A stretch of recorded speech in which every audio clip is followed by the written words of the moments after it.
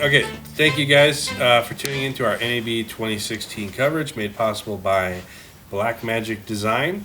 We are going to be talking about just all the things that really stood out to us as a summary. Yeah. We've been doing our NAB coverage a little differently this year. We instead of doing the normal booth interviews, we've been going through and had a chance to stop by and to take some extra time with booths that we thought were interesting and unique and relevant to our productions.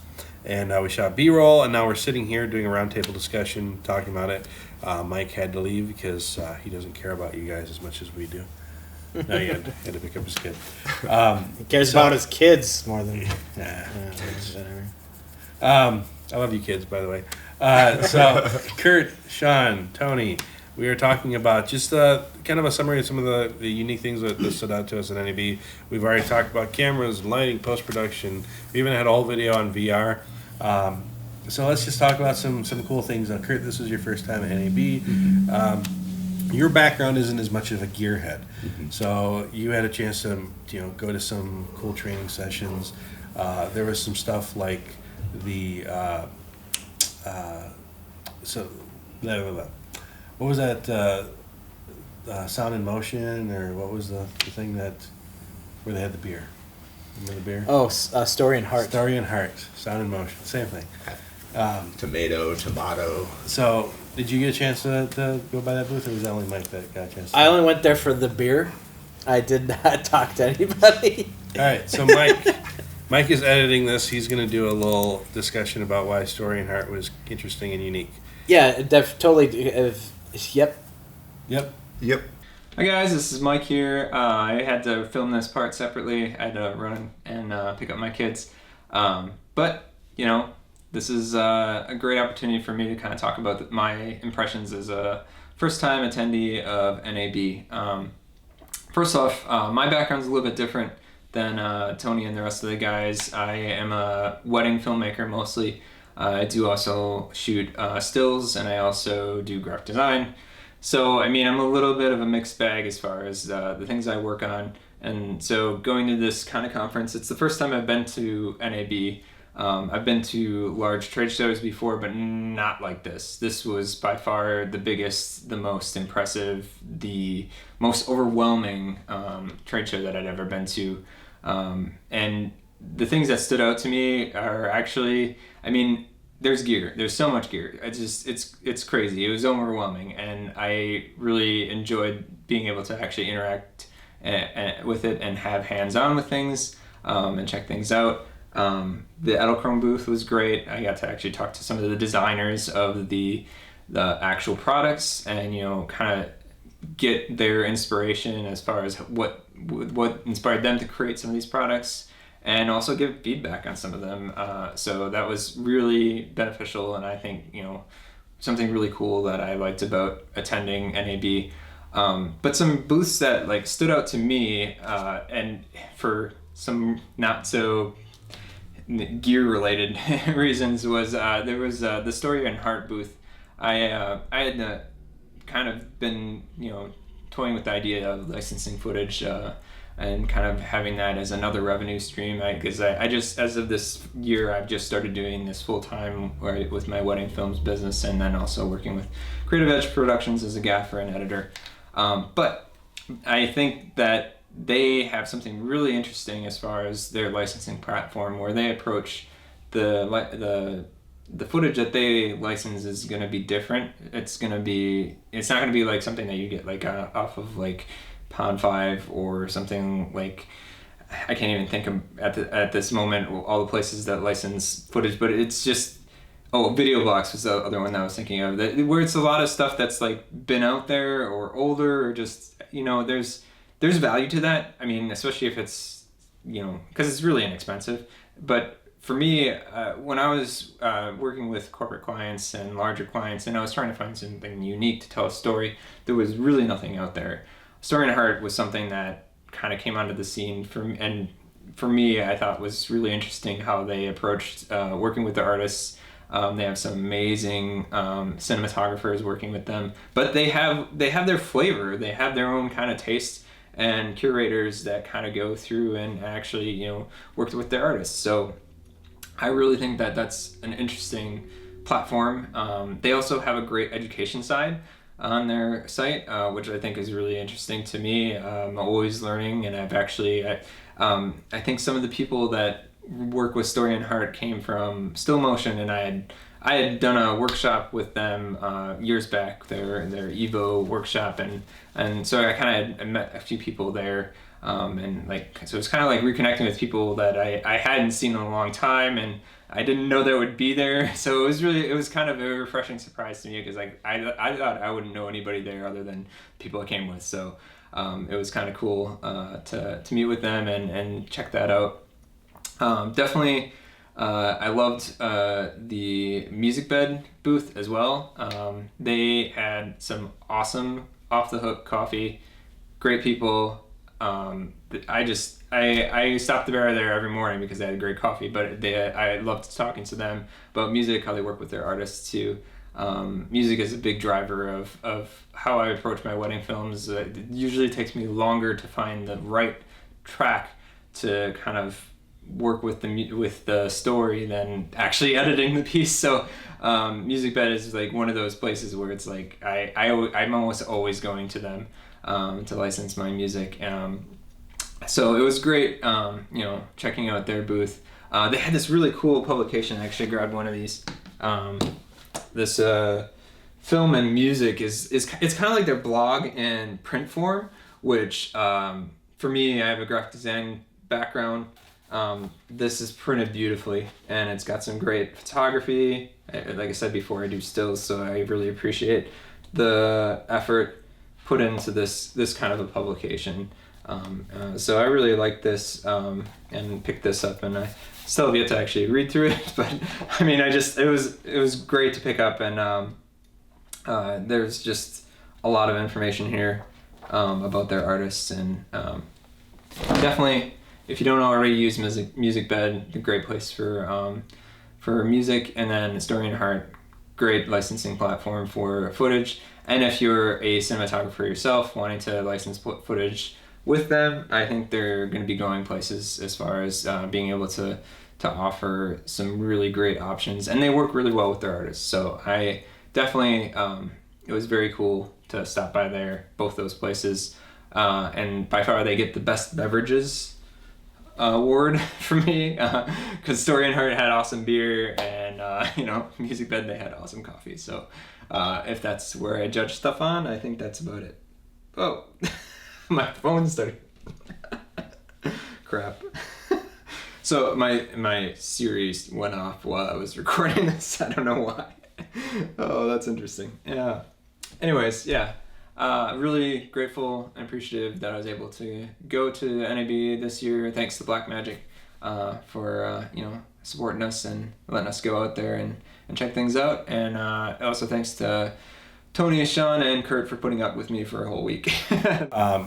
So, what else, Kurt? What stood out to you from NAB as a whole? Well, I think the very first day you get there, if you've never been, you're just overwhelmed by everything that surrounds you. It was over 1,700 vendors that were there, and that took up 3 entire hallways of the convention center in Las Vegas. So everywhere you look, you're like a kid in a candy store, and you could just go to any one thing.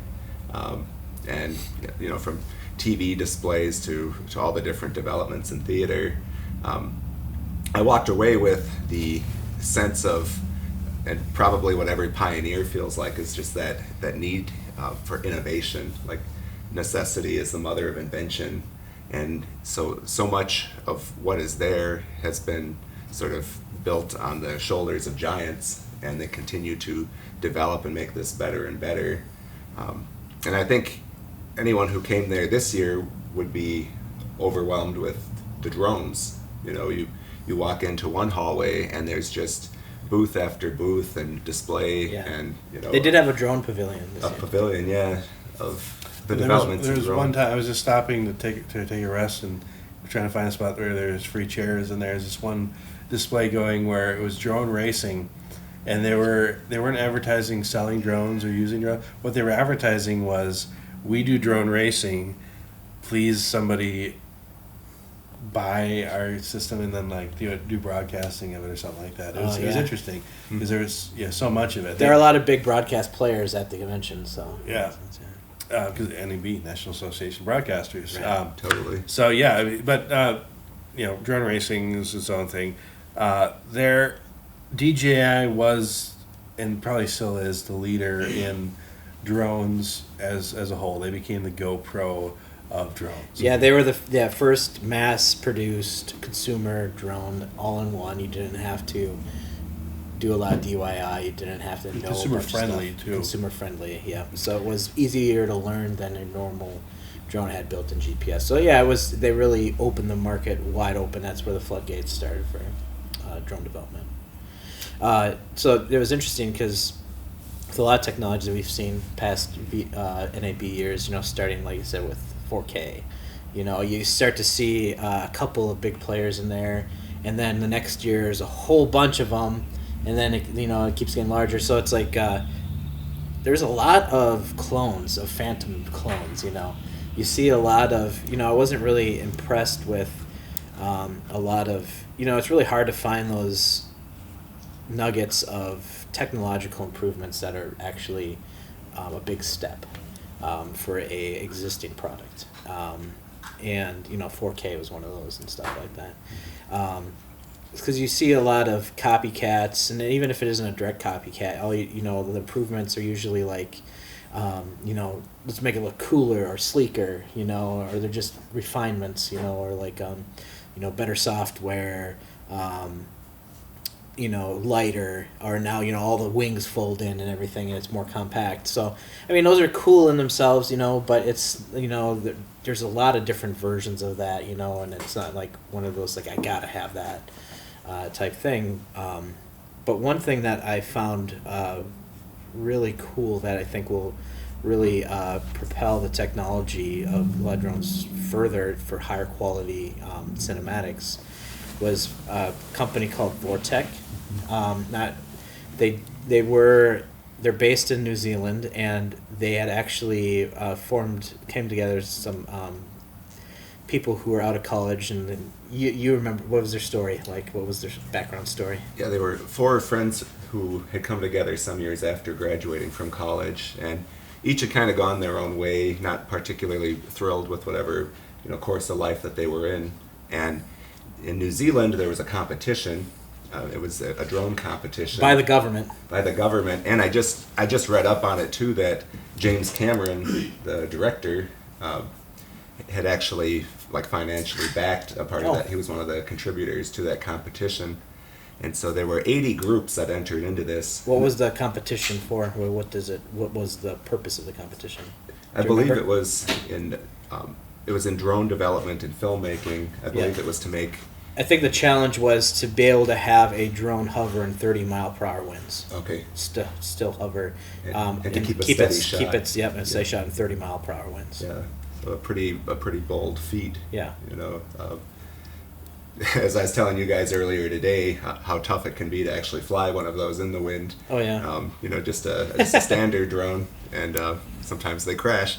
And if you want to go into how they developed, sure. This particular. Yeah, the drone. guy that I talked to, I think he was some kind of engineer stuff way over our heads, but they developed the idea. You'll see some of the footage of their prototype craft that they created that was in the competition, and you also see some B-roll that I took of the craft that they had there, where the arms are actually returned. So it allows the motors to actually do the pitching. Almost kind of like in a vertical landing takeoff craft. Where they have the propellers that can move and articulate. These are able to rotate. So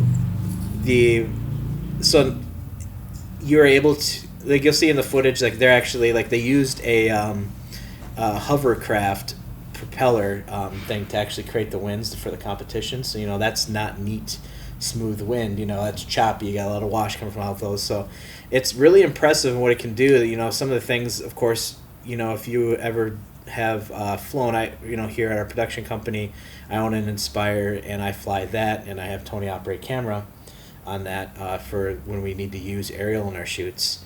and depending on it doesn't even have to be windy. It depends on the speed you want and everything like that. But especially when there's wind and you're pitching against the wind and you get the leg in there in the shot, you get the propeller. We're shooting in 2.7K or 4K, so a lot of times you can crop that out. But still, you still run into some issues with that, getting that stuff in the shot, or even getting you get a flare from the sun and you get the propeller, you get that strobing from the propeller interrupting the flare from the sun. And this will totally eliminate that, because you can, I don't remember exactly how it all works, but you're able to pitch the propellers, and then you can like have it at an angle and hover at an angle, and you got this full unobstructed view of your camera. Saying one move that you could do that's really unique about this, being able to have the way that they pitch, is that you could have a drone come up to a wall, come up it, and then fly up it like this, and then go backwards, all in one move and hover there, So it's like the amount of maneuverability that it adds and the problems it solves it was just really refreshing to see such a huge jump in innovation in the drone world for that. So I believe that, I don't know what their plans are. If they're going to, I don't think they're going to make their own product out of it. They're probably going to license or work with another well-known drone maker with that. So that would be exciting to see what comes of that. So I believe they're still looking for investors. So if any of our viewership is never investing in them, venture capitalism.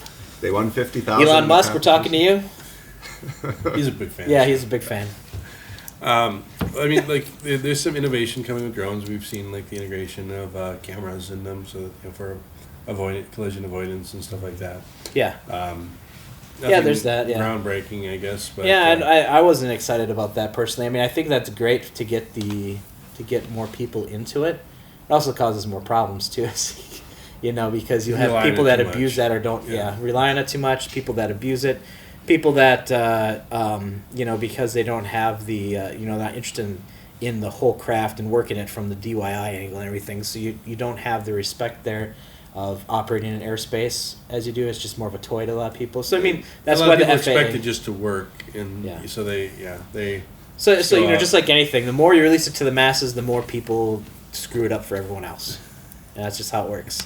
And so that's cool development.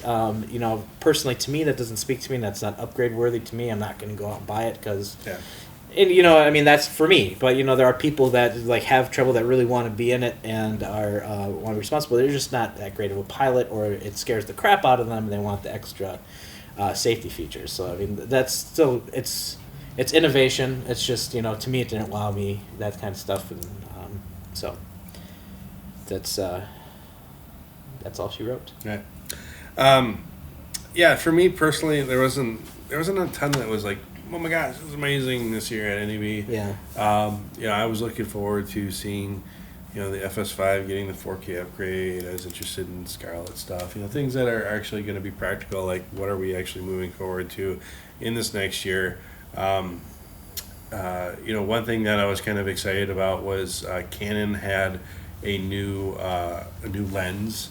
They had I forget what the focal length on it was, like an 18 to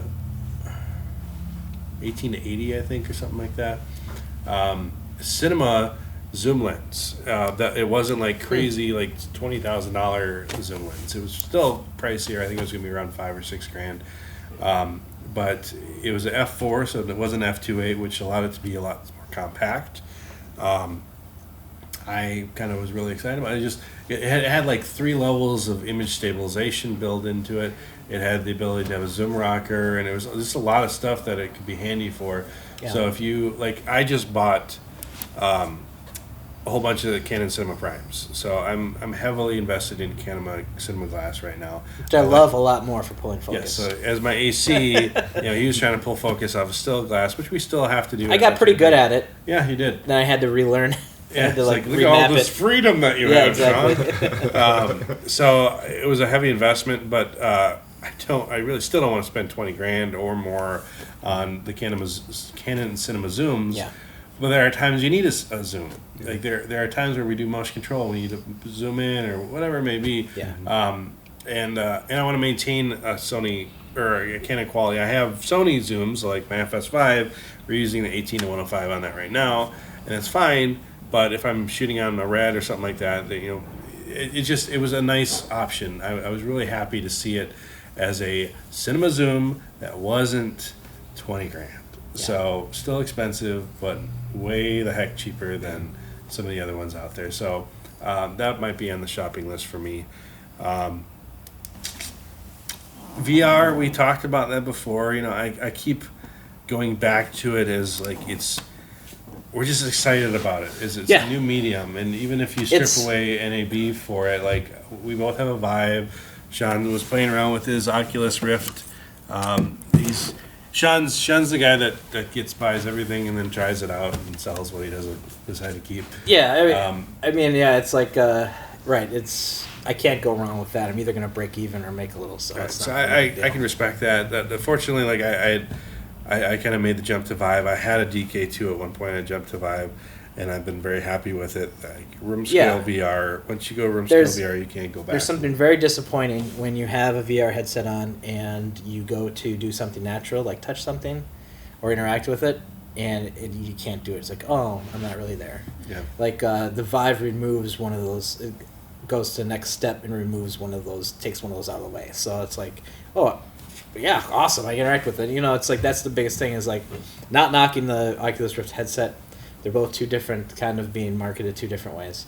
So I really love the Vive. I had, the people that I've had try it out, they really don't think, virtual reality, big deal, not everything. It's probably something I won't like. And they get in there and they're like, wow. It's like, it's just, you can't imagine it. You have to try it. And it's, like one of the things is when my father-in-law was trying it and we tried the Brookhaven experiment, I'm like, okay, you want to do it right away? It's like, it's a little intense.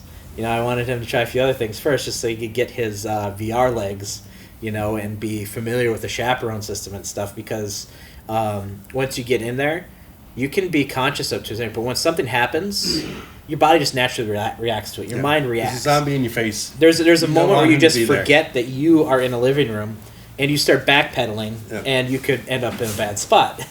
And he's like, I won't, I'll be fine, I'll just stay here. And so something happened, and he started going, backpedaling, like, I knew that was going to happen, and it's just like, you can't knock it till you try it, and you have to have a proper experience.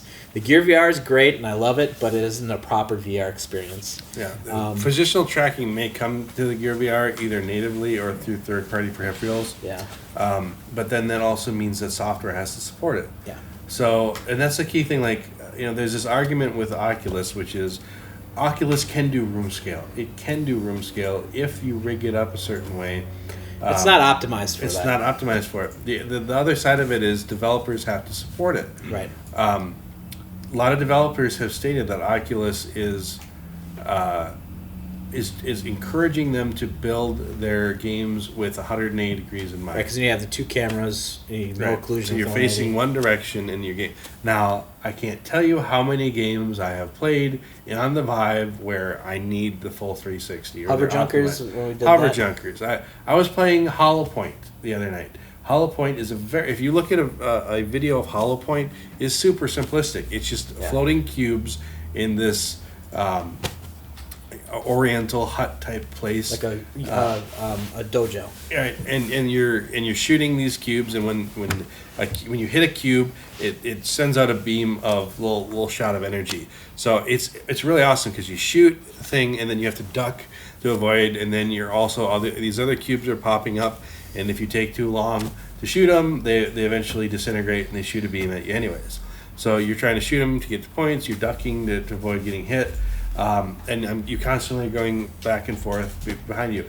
I was working up a solid sweat in that game. It's a great workout because you're not only you're shooting, you're going quick, and then you're ducking out of the way, and you're doing, and it's so immersive, and it's like it's floating cubes. Who cares? But it's because you're in VR, you're actually moving around in it. It's immersive and it's great, and you need that 360. Yeah, like when we were playing Hover Junkers, the multiplayer.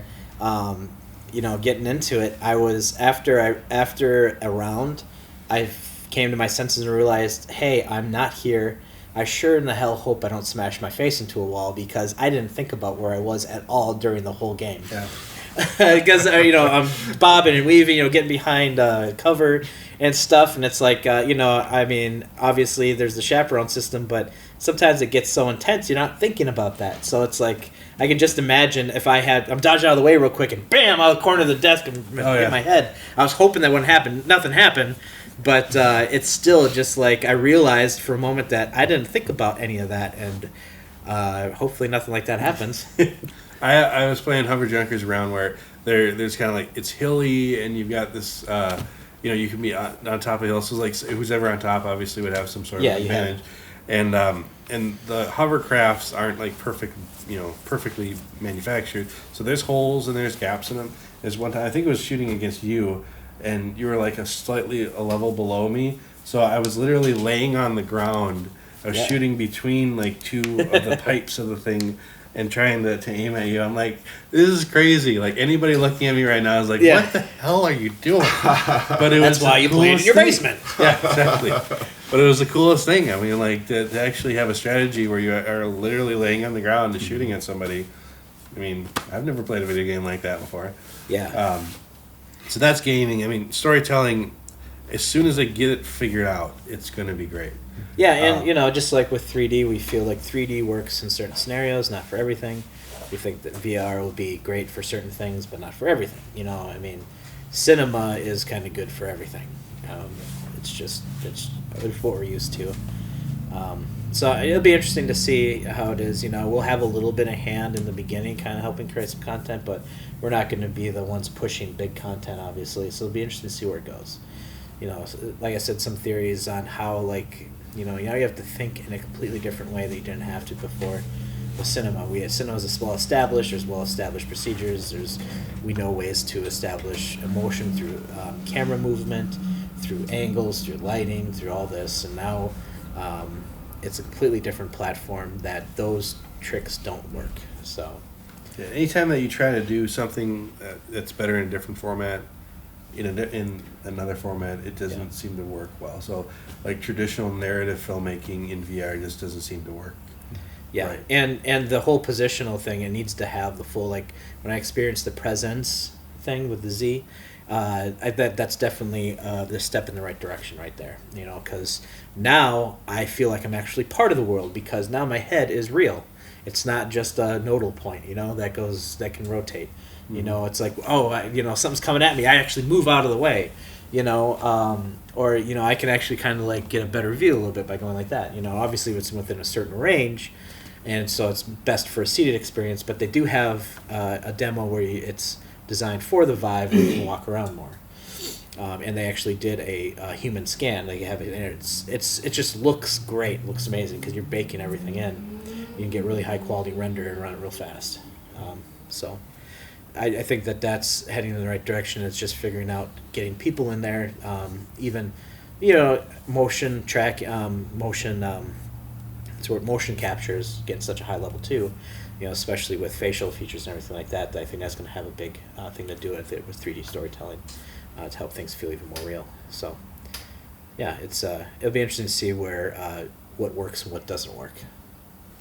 I'm hoping for more information from Google Project Tango at some point too. Like I'm kind of jumping ship on topics. We didn't see anything from them at NAB, but Project Tango has a lot of potential for the eventual integration into mobile devices for basically 3D scanning, 3D photography, just spatially aware devices.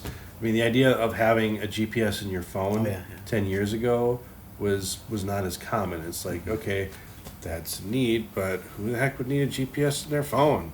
And now it's I can't imagine how would you not have a GPS in your phone? Yeah. And that's kind of what Google is hoping with Project Tango at some point, is that you would have this spatially aware scanners. Basically, I think it's like 2 cameras or 2 IR cameras. I forget exactly what it is really. You can look up Project Tango on their website, and you can buy a device right now, but they're supposed to be announcing some more stuff, I think this month in May.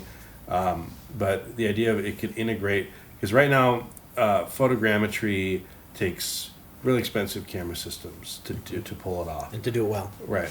But the idea that it could eventually be something built into your phone, and then you could just go around and scan a room, and now you could have a 3D space that you can then pop into VR and just walk around, I think is around the corner. Cool. It's not that far I'll be able to away. visit a lot more bedrooms than I normally do at night. Hopefully. Well, I'm I'll glad tell you- my neighbors. Probably not as many as Kurt, though. Yeah, not as many as him. He doesn't even have to break in. He just knocks, and they're like, "Yeah, you come in." Anyways, I'm glad we found a good Anyways. practical use Yeah, for all yeah. of these things.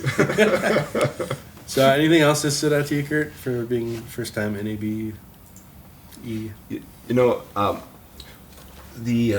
was thinking in the post-production, when we went to that workshop, Which one? The editors that Yeah. were for The Revenant and The Big Short. The Big Short. Yeah, I thought both of those were phenomenal. Yeah, it was great. It was I forget their names because I'm terrible with names. The editor for The Revenant and the editor for The Big Short, and talking about the scenes that they had they talked. It was just a workshop, not a workshop, which they're talking about the decisions they make behind editing, and how working with other people and different directors. And that was just cool to get a little bit of a picture into their world. And it actually had me feeling pretty good, actually, because talking about the motivation I use for editing myself, even though I don't get to use it on a lot of art pieces, and stuff like that, like I got short films or a film, we're using it usually in a corporate environment, or for I guess there's a lot of commercials that we do that are a little more artistic and have fun with, but not as much dialogue in those. But my motivations and the emotion and what I look for and how I do it, that there's a lot of that was reflected in how they also do it. So it was just it really was a cool confirmation that I have the right idea about my craft, I guess. That it's at least similar to what the Grammy, our Oscar award-winning editors are Grammy also. award-winning? Yeah, Grammy. Those Good big singers. fancy whatever awards they are. And so, yeah, that was what was really cool. And one of the things that I took away from it that was really awesome is talking about editing dialogue scenes. Is that some of them even have edited scenes, movies that weren't in their native language, like talking about like Crouching Tiger, Hidden Dragon. I remember the guy who edited that, but he didn't speak that language. He edited the whole thing in that, and there's not really a problem with doing that. He's saying sometimes he'll edit with the audio off and just look for the emotion that the actors are portraying, and you edit based on that, and then the words are secondary. Because and that was just really kind of profound. I mean, because that's kind of what you do anyways. So why let the dialogue mess it up when you're doing that? Just mute the dialogue, edit that way. And you said, like usually 95% of the time, that's the best way. That's how it comes out. That's the best way to edit it. And that's what's accepted. That usually works. So that was pretty cool. Just those kind of tricks and the mental psychology part of it that you just. It was just awesome. Cool. Any final thoughts? Well, if you haven't gone yet, I recommend NAB 2017. Yeah, Introduced the 2016. one thing that I wanted to mention is because I've been looking into for our productions for our studio, we're getting to the point where we need a much more robust backup system and everything like that. So I was really looking into LTO and a lot more RAID boxes and stuff, and that's why Thunderbolt 3 is cool and stuff. On set though too, if we're going to be working with more robust codecs that we need to offload on set and everything, especially with the Red Weapon. Right now I use a free, if I have to offload, I use a free program called Fast Copy for PC, and it does the copy over, and it also does the sum check to make sure that the files are good, they didn't corrupt or anything, or that everything's bit for bit correct. Like I said, that takes the same amount of time it does a copy. So I've been aware of the software for a while, ShotPut Pro. They're coming out with the new version 6, which it's now in 5. I looked at 5, I was like, it's nice, but I'm fine with what I'm doing. I think there's a lot of features that they're adding to 6 that I'm going to get the software now, because it works for Mac or PC. And, some of the big things, we'll go to the different UI, which I like better. There's also, you can set up templates for your folder structure, so you can automatically build that. Also reporting, not really as important for what we do, but you can see where you need to, for your dailies, and send off a report, and all that stuff in PDF form, all nice and neat format for everything that you captured and backed up. The other thing, the thing that I'd be most excited about is different sum checking. So I don't remember the name of it, but it's, most sum checks are designed for security. And that was designed more for like files, for checking files, so it's a lot faster. So you can copy, and of course shot put, you can pick multiple locations, have it all done at once, and have the sum check done a lot quicker. So I'm looking forward to picking that up, and that's just checkout 6 when it also releases. Cool. All right, so that was our final thoughts of NAB 2016. Appreciate you tuning in for our coverage. Be sure to check out the rest of our videos for all of our different stuff. Of course, we have a full video on VR, even though we did that. We had to talk more about it because we like And VR. we didn't even go into everything we wanted to. No, because we didn't want it to be a 12-hour long coverage. But anyways, we do want to thank, of course, our sponsor, Black Magic Design, for their sponsorship of our coverage and for making it possible. And we thank you guys for tuning in. And we will see you hopefully next year for 2017.